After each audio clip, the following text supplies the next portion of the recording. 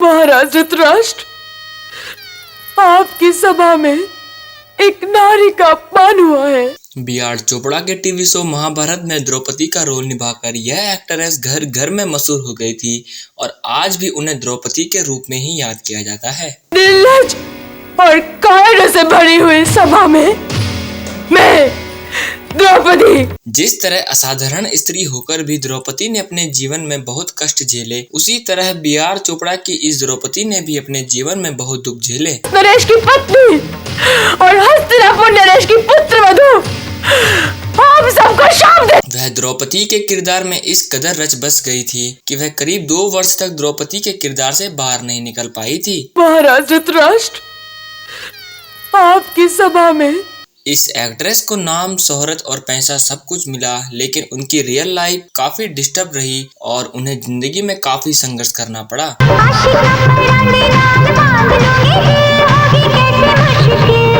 उनकी जिंदगी में एक ऐसा समय आया जब उनकी असफल शादीशुदा जिंदगी ने उनका करियर और निजी जीवन दोनों ही पूरी तरह तबाह कर दिया। वो डिप्रेशन में चली गई और चैन स्मोकर बन गई। तुमने एक औरत से उसकी इज्जत का गहना छीन लिया।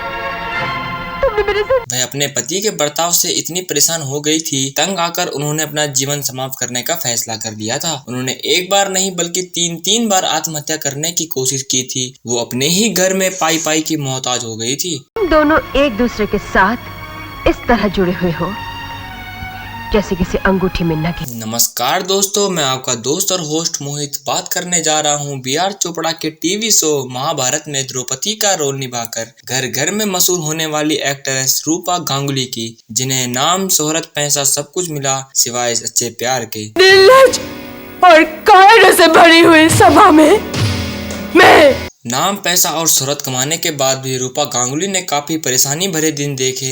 इस वीडियो में जानेंगे महाभारत सीरियल के बाद देश भर के लिए एक सेलिब्रिटी बन चुकी रूपा गांगुली ने अपने करियर के पीक में जाकर आखिर क्यों फिल्मों और टीवी से खुद को अलग कर दिया, और यह भी जानेंगे आखिर 20 लोगों की भीड़ ने उनकी पिटाई क्यों कर दी थी। तो आप इस वीडियो में बने रहिए हमारे साथ। दोस्तों, महाभारत में द्रौपदी के किरदार के जरिए हर घर में फेमस होने वाली रूपा गांगुली की प्रोफेशनल लाइफ के बारे में, लेकिन उनकी निजी जिंदगी काफी उथल पुथल से भरी रही। नाम, पैसा और शोहरत कमाने के बाद भी उन्हें काफी परेशानी भरे दिन देखे। वह काफी मुश्किल दौर से गुजरी। क्लासिक डांस में माहिर और रविंद्र संगीत की गायिका रूपा ने कभी भी मॉडलिंग या एक्टिंग में करियर बनाने का नहीं सोचा था, लेकिन बीएससी की पढ़ाई पूरी करने के बाद उनके एक रिश्तेदार ने उन्हें एक्टिंग में करियर बनाने का सुझाव दिया। उन्हीं दिनों विजय चटर्जी रविंद्रनाथ टैगोर की शॉर्ट स्टोरीज पर एक लघु हिंदी फिल्म निरुपमा बना रहे थे, जिसके लिए उन्हें एक फ्रेश चेहरे की तलाश थी।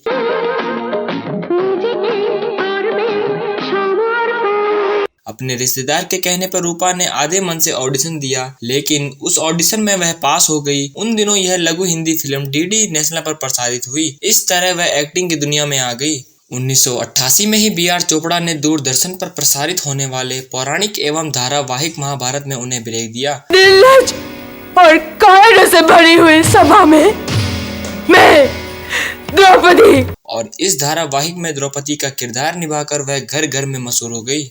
अब बात करते हैं कि उन्हें आखिर महाभारत में मौका कैसे मिला, जबकि वह इस समय इतनी लोकप्रिय भी नहीं थी। दरअसल पंडित नरेंद्र शर्मा ने रूपा को टीवी शो गणदेवता में देखा था और बी.आर. चोपड़ा ने उनकी सिफारिश की थी, क्योंकि बी.आर. चोपड़ा उस समय द्रौपदी के रोल के लिए किसी फ्रेश चेहरे की तलाश कर रहे थे। फिर द्रौपदी के रोल के लिए जूही चावला, राम्या कृष्णन और रूपा गांगुली समेत 6 अभिनेत्रियों को चुना गया था। जूही ने तो अपने डायलॉग की रिहर्सल भी कर ली थी, लेकिन फिल्म कयामत से कयामत तक में लीड रोल मिल जाने के कारण जूही ने महाभारत में काम करने से मना कर दिया। फिर रूपा गांगुली को महाभारत में द्रौपदी का किरदार निभाने के लिए फाइनल कर लिया गया, क्योंकि इस रोल के लिए एक दावेदार राम्या कृष्णन के मुकाबले रूपा की हिंदी थोड़ी बेहतर थी। उनका स्क्रीन टेस्ट लेने के बाद चोपड़ा साहब को यकीन हो गया कि यह द्रौपदी की भूमिका के लिए परफेक्ट है।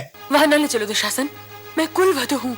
कुरुवंश की मर्यादा हो। अरे आज तू एक दोस्तों, रूपा गांगुली द्रौपदी के किरदार में इस कदर रच बस गई थी कि वह करीब 2 वर्ष तक द्रौपदी के किरदार से बाहर नहीं निकल पाई थी। महाभारत ने उन्हें इस कदर मशहूर कर दिया था कि उनकी मांग अचानक बढ़ गई। 1989 में उन्हें मृणाल सेन की फिल्म एक दिन अचानक में अभिनय करने का मौका मिला। इसके बाद उन्होंने पंकज कपूर और सुप्रिया पाठक के साथ फिल्म कमला की मौत में काम किया। 1991 में उन्हें अक्षय कुमार की पहली लीड रोल फिल्म सौगंध में भी काम किया।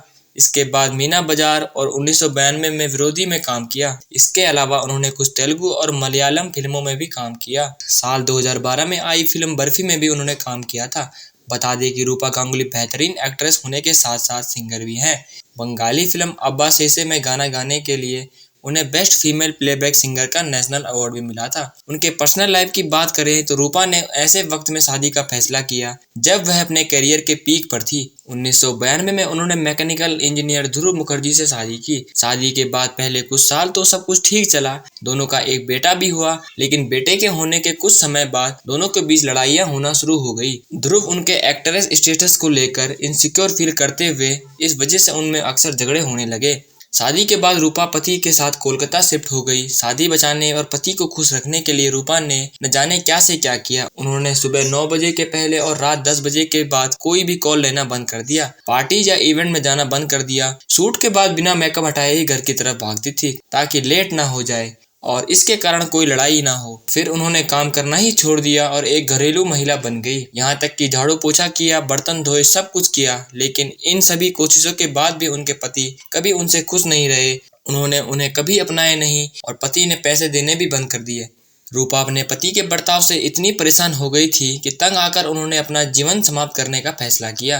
उन्होंने एक बार नहीं बल्कि तीन बार आत्महत्या करने की कोशिश की।